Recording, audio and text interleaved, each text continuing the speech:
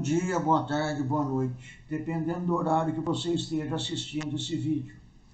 Dando prosseguimento à leitura da coleção Fonte Viva, vamos fazer hoje uma leitura do livro Vinha de Luz, que tem por título Aproveitamento, e diz assim: medita estas coisas, ocupa-te nelas, para que o teu aproveitamento seja manifesto a todos.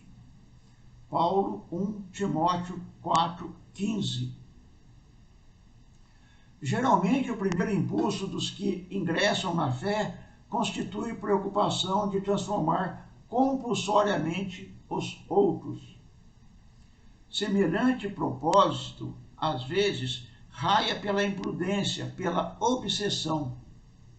O novo crente flagela a quantos lhe ouvem os argumentos calorosos, azorragando costumes, condenando ideias alheias e violentando situações, esquecido de que a experiência da alma é laboriosa e longa e que há muitas esferas de serviço na casa de nosso Pai.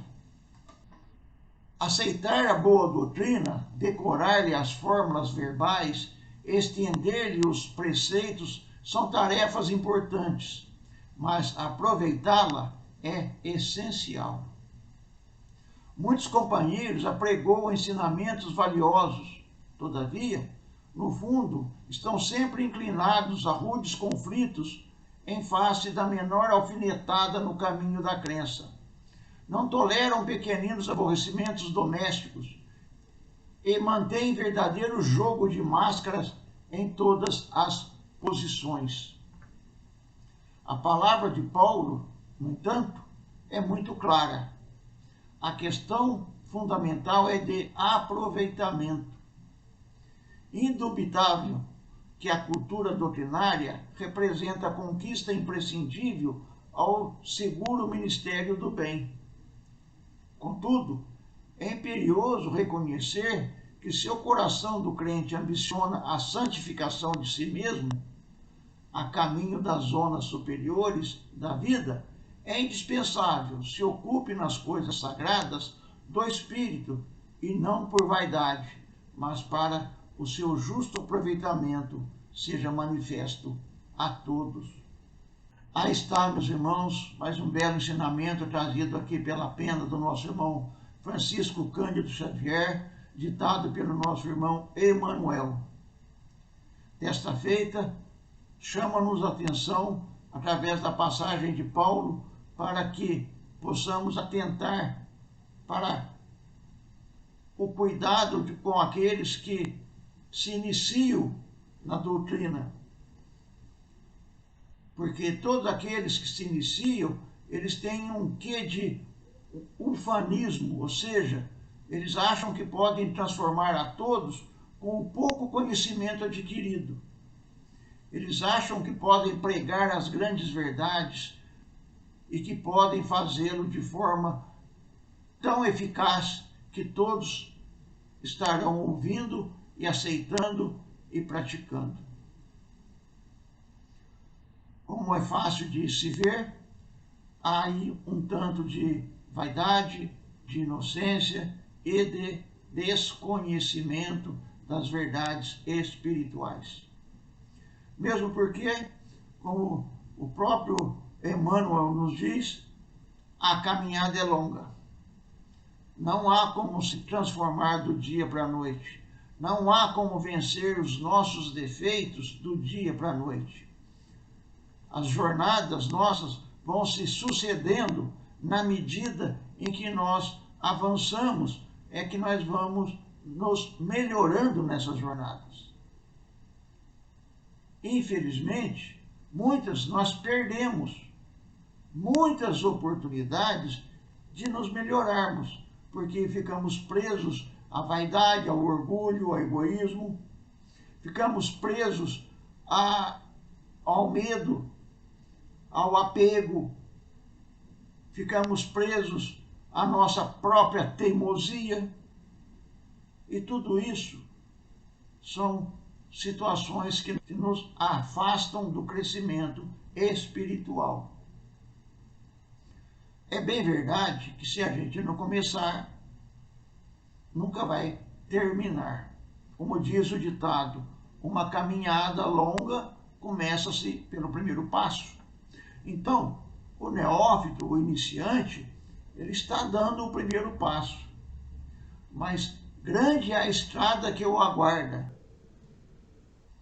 Porque, em verdade, quando nós nos guiamos pela vaidade de nos acreditar sermos capazes de transformar a vida dos outros, nós estaremos caminhando celeremente para o fracasso.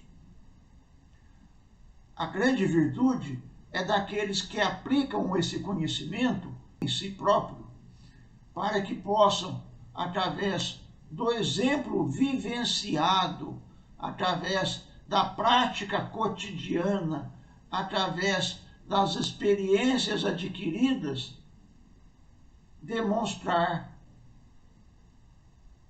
esse aprendizado, esse conhecimento.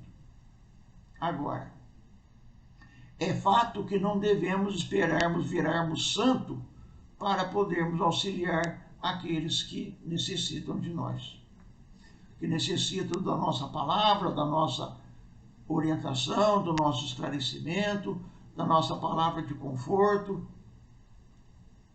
do nosso socorro. Mas como fica? A gente deve usar a medida correta. Falar daquilo que nós vivenciamos, da experiência que nós temos, essa estrada longa que é o nosso crescimento espiritual, nós vamos nos defrontar com múltiplas possibilidades, com múltiplas situações. E nessas situações nós vamos exercitar o nosso conhecimento ou não.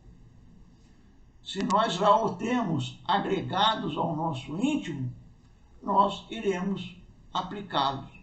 Se nós ainda não o temos agregados a nós, nós com certeza estaremos praticando outra coisa.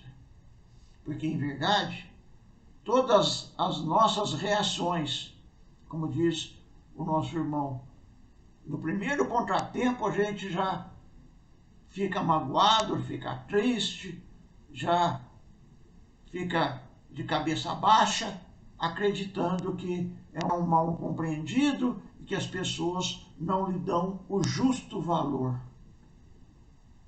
Agora, quem busca compreensão e justo valor está longe da humildade. Está mais para vaidade e para crescimento de status, para se preponderar sobre os outros com a sua argúcia, com o seu verbo luminoso, entre aspas, para assim se sentir importante. Esse é o caminho da vaidade. O caminho do crescimento espiritual verdadeiro é o caminho da prática silenciosa, da prática que leva aquele que precisa sem falar nada para ninguém, sem tocar trombetas à sua frente. Estes são os valores. O neófito ainda passará por muitos caminhos que o jornadeiro mais velho, já mais calejado, já passou. Então, meus irmãos, fiquemos atentos. O orar e vigiar cai aí como uma luva para que nós possamos ter a serenidade de sabermos, de fato, quem somos nós dentro do aprendizado do Mestre Jesus. Crescer e evoluir é o nosso caminho.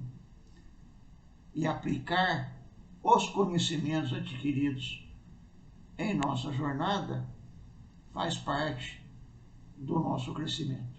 Que as bênçãos de Deus, nosso Pai, de Jesus, nosso Mestre, nos ilumine para que possamos sempre aproveitarmos as oportunidades para socorrermos os nossos irmãos, ampararmos, orientarmos, esclarecermos, na medida do nosso entendimento, com aquilo que nós já vivenciamos.